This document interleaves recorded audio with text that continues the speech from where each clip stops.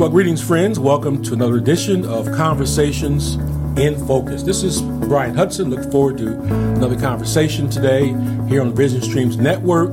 This program is offered to bring you people that I believe have a lot to say and are doing much in our community and the world. And my guest today is Pastor Thomas Hill. Welcome, Thomas. It's good to be with you, my brother. Thank God for you. Well, Pastor Hill has a significant bio. I won't go through everything, but let me say this. First and foremost, he's a man of God. He is a father. He is a husband and a grandfather. And he has served in the corporate world, worked for IBM for 20 years, left that and didn't stop. He went straight to ministry from IBM and worked for Promise Keepers for 4 years and was responsible in helping these great events take place in different cities. Pastor Hill worked with Eastern Star Church and Pastor Jeffrey A. Johnson Sr.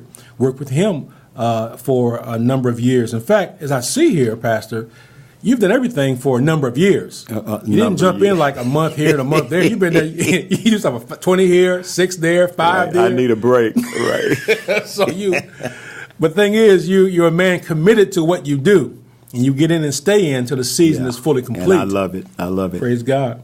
Also, I see here that you're currently the pastor of Healing Streams Word and Worship Center. We know it as the Streams here in the city. That's right, the Streams Church. Yes, sir. And that's at thestreams.org. What a great domain name you've got there. And now, but presently, and this current season, you're working on the next edition of the Passion Play, Upon This Rock. Yeah. Let's just start right there. Let's talk about this year's Passion Play. What is Upon This Rock? For those who don't know, and there's some who don't even know about this, talk about the Passion Play, Upon This Rock. Pastor Hudson, we are, believe it or not, at 34 years. This is our 34th year with the Passion Play production. 34 years ago, this play, which was created by my sister Sharon Thompson Hill, and I just came alongside and was helping her with the play. And it was performed at a local church in the city of Indianapolis. And I said, you know what? I will be the spotlight guy. So I was up in the balcony holding the spotlight. And the first time that I had even witnessed any of the production. And while I'm holding the spotlight, doing my spotlight duties, the emotions that came over me, the tears that came down my face as I witnessed the unfolding story of Christ being depicted. And after that, I said, Sharon, we've got to do something with this. The world needs to see this. So 34 years later, we're at Pike Performing Arts Center. Every Easter weekend, 3 performances, over 300 cast and volunteers that put it on, over 70 plus members from over 70 plus churches around the city and outlying areas that put on this production. And it's more than a play. It's an experience. And so we're excited that this Easter weekend, Good Friday and Saturday, our 34th year production, we've got a special guest artist, Tasha Page Lockhart. She was the Sunday Best winner in the 6th season. An awesome woman of God and singer with a great testimony, by the way, of where God has brought her from. And I know you're going to feel that, the anointing from that at the Passion Play this year. You know, you've used words to describe this thing as best you can use words. But let me say, I was there last year, and words just do not do it service. Now, I've been showing, as you've been speaking, I showed some images, some still images. We're going to stop and watch a trailer in a moment.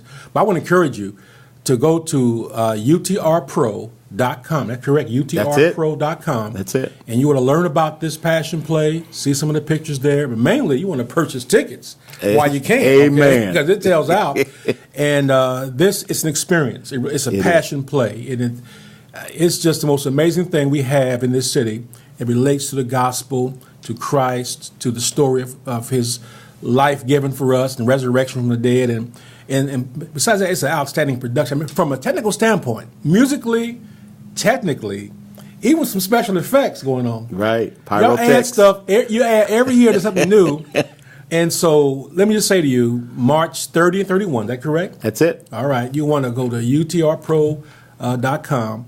And I'm saying it because I believe in this, not just because Pastor Hill is a friend and a great man of God here in the city, but you should bring somebody with you. You need to let people see the story of Jesus Christ illustrated right there on the stage before you. All right, let's stop now. Let's pause and watch this trailer for Upon This Rock 2018. The Lord is in from heaven. The Lord is in from heaven. The Lord is in from heaven. I am the resurrection and the life. Roll away the stone. Come forth. Only Jesus can set me. Anybody been freed out there? Only Jesus can set me. It's easy to do it. Only Jesus can set me. Only Jesus. Only Jesus. Come on and help. Only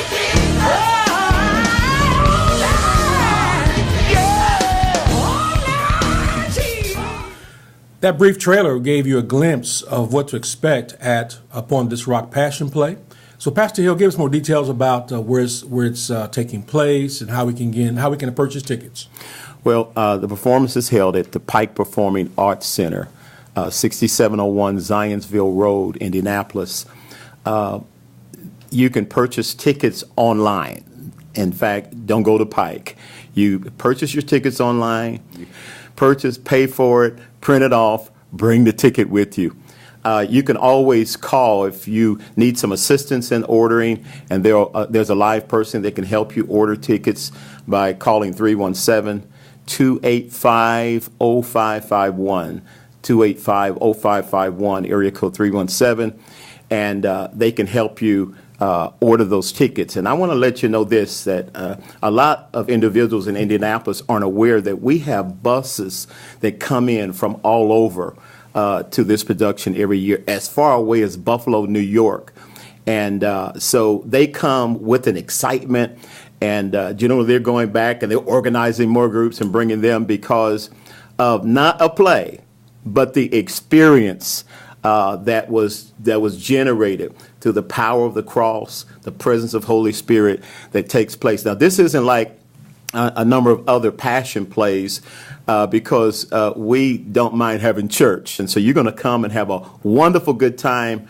And I'm looking for you to come because I get to play the role of Simon Peter. I've been Simon Peter, Pastor, for a number of years, and there are pyrotechnics that takes place. There's a lot of things that Yes, it is. It's really indescribable. It's one of those things you have to come and witness for yourself. So hopefully on March 30th and 31st, Good Friday and Saturday, that you purchase your ticket, bring your family, your entire family, and enjoy this great production. Yes, sir. I echo all those words, and my experience last year, the lighting, the music, the sound. Of course, the venue is beautiful as far as Yes, listening and the experience of hearing it.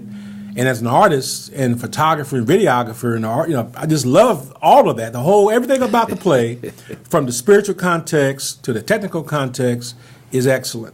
It's all the way live in the truest sense of the word. So again, we want to encourage you and impress upon you that this is a great and marvelous event. Now, you're seeing below him and me, say it again, you see on the screen below us the information, the website, the phone number, how you can obtain tickets. So please avail yourself of the information, log on, call, and be sure not to miss this year's Passion Play Upon This Rock. Next question, Pastor, let me ask you about arts in general. Your family is deeply involved in performing arts, and talk to us about how you started in performing arts and why it's important to you today. Well, it's performing arts is one of those things you're born with. Some things can be taught, but then some other things are just simply caught. And that's been a part of our family heritage. Sharon, my sister, who was a creator of Upon This Rock, when we were just children, she would always create and write these little plays out. We call them cheesy little plays back then as kids. But she would write out these plays, and then she would bring us all together, give us different parts, the roles that we're going to play, and there in our home, in our pajamas, we're role playing all of these parts. And so this has been a part of her for some time. I was a part of a group called the Pentecostal Ambassadors. We recorded several albums, traveled around. And so gospel music has always been a part of me, writing music as well. So being able to bring her talent of the creative part of writing and directing, and then me incorporating the music, and you know, God has certainly blessed me to be able to write several songs within the Upon This Rock production, and it just blesses us to see how God can take what He's gifted you with, and we give it back to Him, and then to be able to sit back and watch it played out, and knowing that God's getting the glory for it. So that's been exciting. Now, let me ask you this then. Were your parents involved in arts, performing arts or otherwise? I mean, I know God did it, but who are your influences? That's a good question. That's a good question, because my parents weren't really actively involved in the arts. My dad sang. He was a singer. He was a preacher. So I know that's where some of that gifting come from. My mother was very articulate, but with our upbringing, you know, keep in mind they were raising 7 kids. So I'm sure there were a lot of things in them that they wish that they could have had the time to do, but weren't able to do. But through their children, they were able to see some of the giftings that were in them that they weren't able to express, to be expressed through their children. That's my experience as well. My parents, my mom is artistic, dad, they're both singers, musicians. In fact, my mother's mother, Essie Hayden, was a renowned musician here in Indiana. Had on a radio show back in the 60s and 50s and all that. Wow. And so, but my parents, you know, working, trying to make it, trying to survive, and didn't get a chance to express fully their gifting. So God gave me, you know, not singing. I missed that. That bypassed me. But I got the other part, the artistic part. So legacy is wonderful.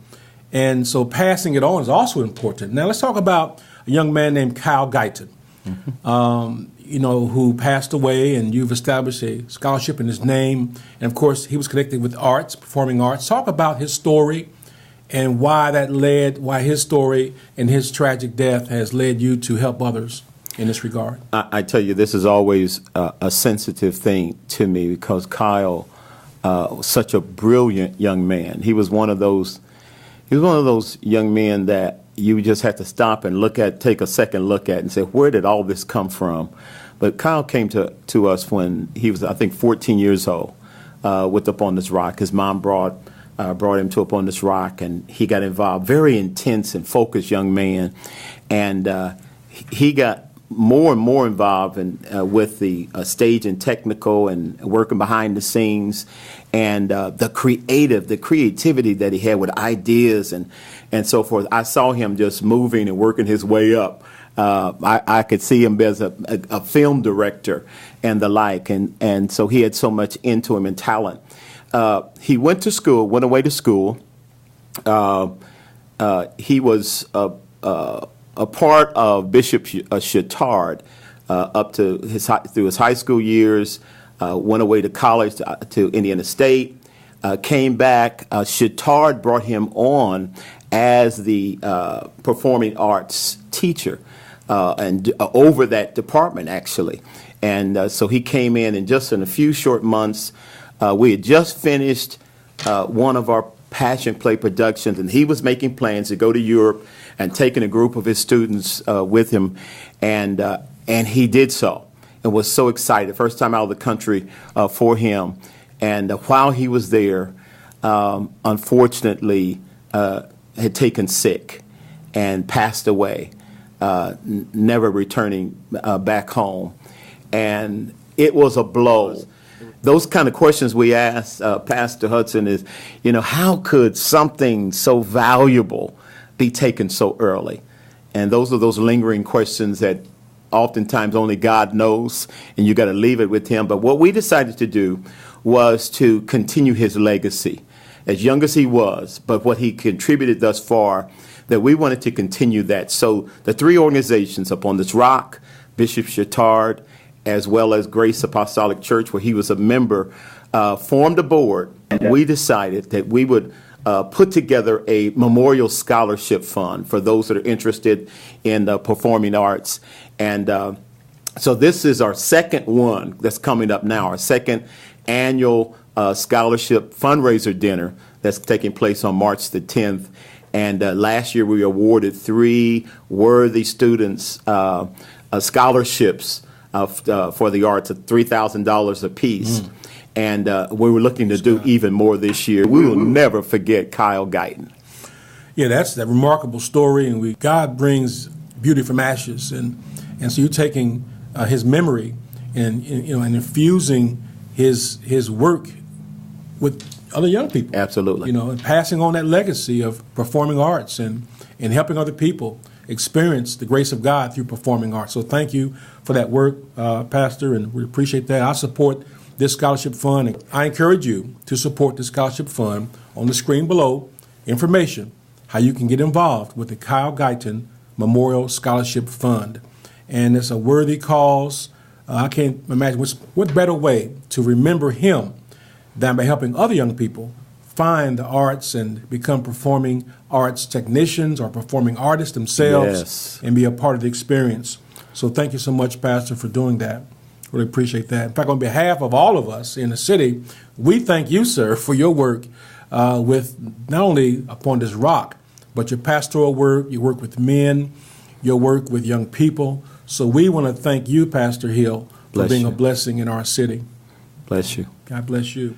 We are aware of a term we call drive-by shootings. We know what that means. But this term drive-by vigil, what does that mean? What is it that you're doing called drive-by vigil? Our drive-by prayer vigils was a vision that God gave us in August of 2006. At that particular point in time in the city of Indianapolis, the homicides were at its height. I mean, it was so crazy that Sunday morning I woke up and I read the headlines in the paper in big, huge, bold print. We are at war, !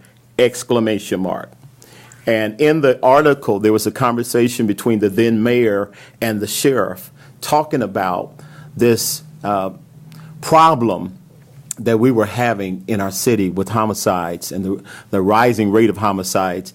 And the sheriff said, we've got to do something different. When I read that line, it hit me. The Holy Spirit spoke to me and said, do something different. And I remember just taking that paper and going to our church that Sunday morning and sharing with our congregation the dilemma, the problem. And I told them this: God said, it's time for us to do something different. We're going to respond to this. And out of that birthed the Drive-By Prayer Vigil ministry. Minister Paul Bateman, who was a councilman at the time and a member of our congregation, and we put our heads together and we began to create this organization called Drive-By Prayer. And our motto was, if drive-by guns can kill, then drive-by prayers can heal. And so we were determined that we were going to meet with families of homicide victims in the place where the homicide took place and pray with them, pray healing into their families. And this is an opportunity for us not only to pray, but to reach out to them and let them know, the Lord said, vengeance is mine, I will repay. And there's no use of you either getting killed or being locked up in prison for the rest of your life, because there's something valuable in you. So this vigil has been going on since 2006 in the city of Indianapolis.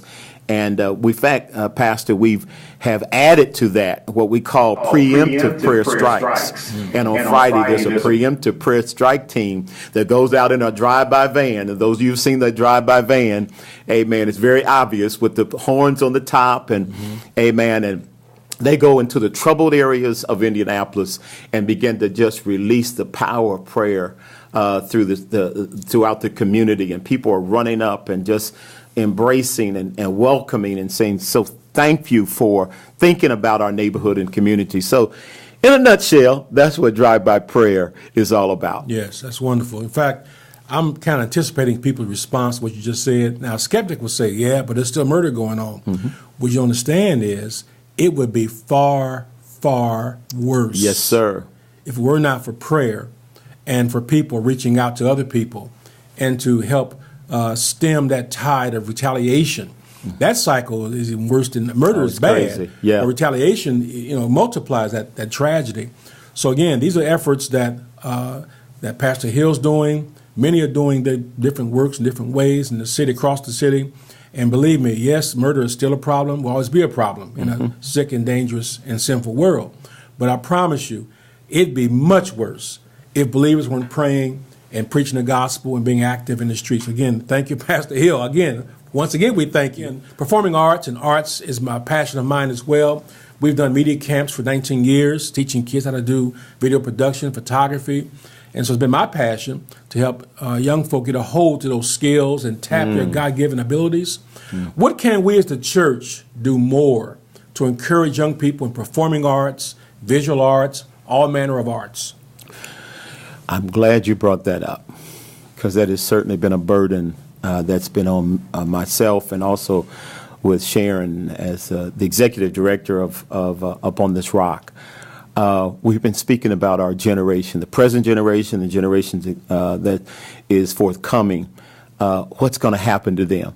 I just shared with them, our leaders, pastor at our church, an article that someone sent me, another pastor sent me, on Gen Z, Generation Z. That's now the next step beyond the millennials. Out of his study, there was so much that was in that study, but one thing that stuck out to me than everything else was that this Gen Z, this Generation Z, there will be more atheists in it than in any other generation. Right. That they're the ones that, the intellectual, they're the ones that's going to be more science bent. And if we don't get to this generation and impart into them the truths that we know are life-giving, that's also going to prepare us for the life to come, then we're going to miss a generation. And there's so many ways that we can reach them. Jesus said, when he called his disciples, he said, "Come follow me. I'm going to make you fishers of men." Well, we understand that for anybody that's a decent fisherman or knows how to fish, then you got to have the right equipment. And with this generation that is upon us and the present generation we're dealing with now, we can't use the old equipment, and the old bait don't work. We got to come up with new and new ways of reaching them, and that's why I'm so appreciative of you and how God has allowed you to take technology and use it in a way to reach out further, because that's where our kids are right now. They're in the technological world. They live there, and if we don't get in there to get them, we're going to miss it. Right. I remember a minister said some years ago, the flannel board ministry is over. They're not doing flannel board anymore. So we got to bring it up to date into the contemporary world in order to reach contemporary people. And one of the things that Sharon and I had talked about, in fact, we were starting to promote that last year, is a youth camp to bring young people in and just teach them the craft of arts and performing arts and music and the like. And when you mentioned that, even about technology, what a wonderful platform to bring them in to learn more about. I mean, you got little babies that are taking iPhones and they know the right buttons to push. Yes. So we have got to use what they are already using in order to reach them. And I pray I can just even see with what you're doing, what we're doing, and what some others are doing. What if we just brought this together? The Lord has given us is this dream of our own performing arts center. We've been using the Pike Performing Arts Center. We've been using Clues Hall and the like for what? 34 years. Yes. Now, I think it's about time that we have our own performing arts center, and within that is not just for the performance alone, but for training and equipping that's going to take their attention away from the things that the world is giving them that are self-destructive and bring them into things that are more spiritually productive and give them longevity in their life. So when you just hit on something, you hit a chord there. You messing with me alone now. You don't want to go there. But that's one of the things we want to promote this year Up on This Rock, right. to launch that vision out and pray that somebody's going to catch it. Somebody has a similar heart and says, I want to get in on that. Let's get started. That's why I asked the question. I knew it would stir something in you. I have the same feeling inside of me. And again, what the church can do is be the church that God has Come ordained on. and raised up in the earth. And that thank God for our services and preaching, teachings, all that's fundamental. But we've been called to reach into all the world. Come on. Into every mountain, 7 mountains theory, Come on. entertainment and business and Right. all that. You preaching that. Now, all of us can't do it, but some of us can. There you go. You know what I'm saying? So I'm in, brother. Whatever, You- whatever God says, I'm in. everybody has their piece. You know what I Yes, mean? yes. Everybody brings something to the table that, and that's the beauty of the body of Christ. Yes, sir. Because of our diversity. God designed us on purpose. That He didn't give everybody everything, but He distributed the gifts through grace to individuals. But His purpose has always been that the body comes together, not fragmented, but come together and bring Yes. all those pieces together. Yes. And that's when we accomplish something. Yes. That's when things get done. So that's my dream and vision Yes, while I sir. still have a few years left on the planet. Now, sir, what you shared right there is so exciting to me because I know this is part of what God is doing. Everybody now, kids and people are into screens now, some kind of screen, either There it the is. computer screen, mobile phone screen, HDTV screen. Right. We're into screens everywhere. And, Jesus said we go into all the world. There's also the virtual world. Now, this will blow your mind, Pastor. I went to a demo at IPUI. They have a room called a virtual cave. And all the walls and floors are green for a green screen effect. Wow. I went in there. They put some goggles on me. Virtual reality, VR. Okay. And I put these goggles on, and they put me inside of a castle. Wow. Everywhere I turned, I saw doors and entrances and Amazing. windows. I saw creatures. And here's the funny part. Here's the crazy part. That in front of me was a cliff. I walked to the cliff and I refused to take one more Come step. on. I know there was nothing there but a floor. Right. But in my brain It was said, don't take one more step. Now, Pastor, kids are in these virtual worlds. They are. There's two things. There's VR and AR. Now, VR is virtual, meaning you got goggles on, all you see is the goggles. But the newest thing is augmented reality.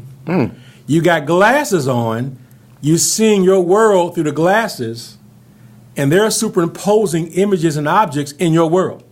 Wow. So in front of you is somebody else.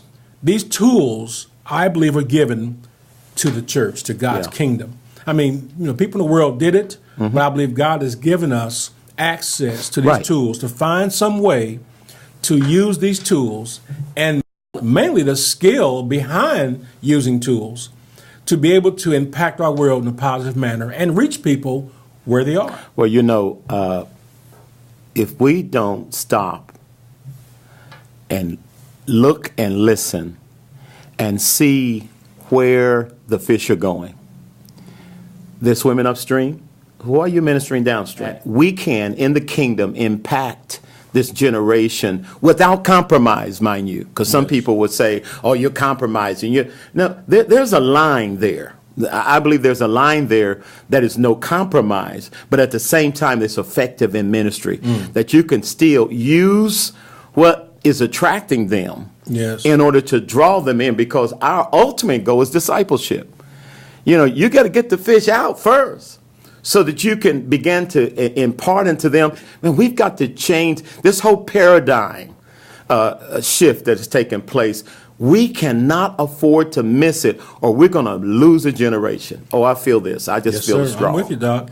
And then on top of that, of course, performing arts. There's no screens involved, see? So we Right. have to also learn how to connect with people, develop ourselves. Technology is wonderful as an enabler, but ultimately, what can you do? Right. With your voice, Right. with your hand, with your mind. They're looking at the stage. Yes, you sir. know, you got platforms, the stage. These youth are going to concerts. They're going to these productions because they like it's. Even on the screen now, they're reproducing the production set. I believe, even in Indianapolis, that we have everything we need in order to go fishing Yes, sir. and to reach this generation for Christ in a unique way.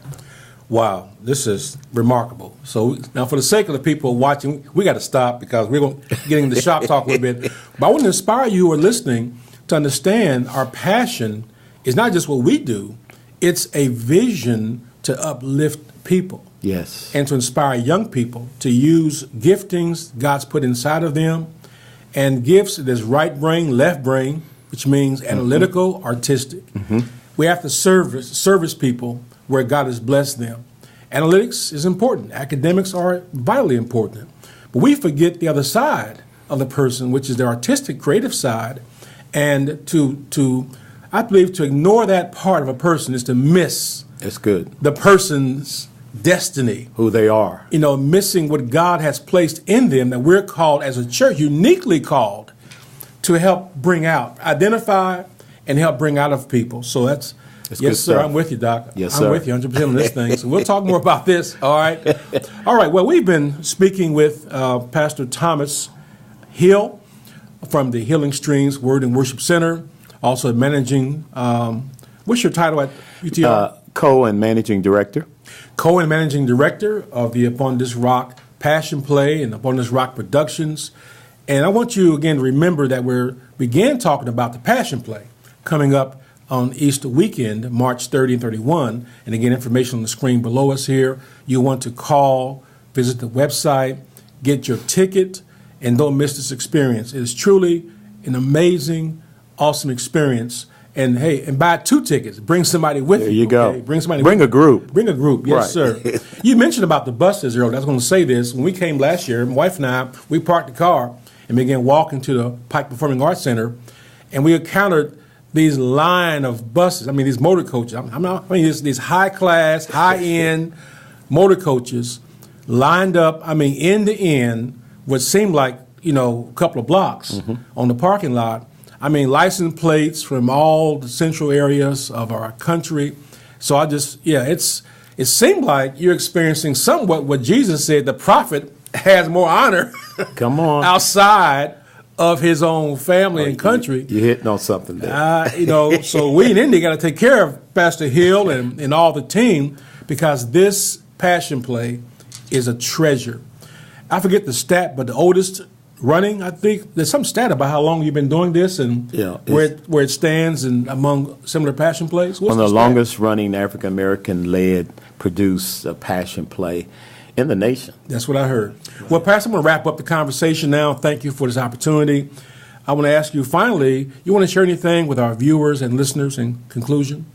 Well, it's been a joy being with you, and it's always a joy and excitement to be able to share the vision of what God has certainly placed within us and what God is doing. And I just encourage you to be prayerful with us as we continue this journey. Something's happening, and God is preparing this next generation. One of the things that passion that's burning on my heart is that we get on board, that we don't miss it. And maybe you that are listening or watching, you've got a burning passion in you. Maybe that performing arts passion is in you, and you never got a chance to utilize it or to express it. Upon This Rock Productions is a wonderful place for you to do that, and I want to encourage you to give us a call. You go online to our website, utrpro.com, utrpro.com, and you can send us a note and say, look, I'm interested. I want to be a part. I want to be a cast member. I want to work behind the scenes. I want to sing in the choir. I want to be a part of this vision of a performing arts center and the outreach for youth, whatever it is. We got so many different areas that you can be a part of. In fact, I know it's been 34 years, but we're at ground floor for what God is about to do. And I encourage you to come and join us and be a part. Well, thank you. You've been listening to a conversation with Pastor Thomas Hill. And I appreciate his work, his legacy, his family here in the city of Indianapolis. And the church, Healing Streams Church, and the Passion Play are just, I should mention also, and the drive-by prayer vigil are just some of what God's doing through this man of God, through his family. So pray for him, support him, and be a part of whatever he's doing. Thank you. I certainly am. Okay? Bless you, sir. I'm making my point to be a part of what he's doing. So God bless you. I trust you enjoyed this conversation and focus here on Vision Stream Network, and we'll see you next time. God bless.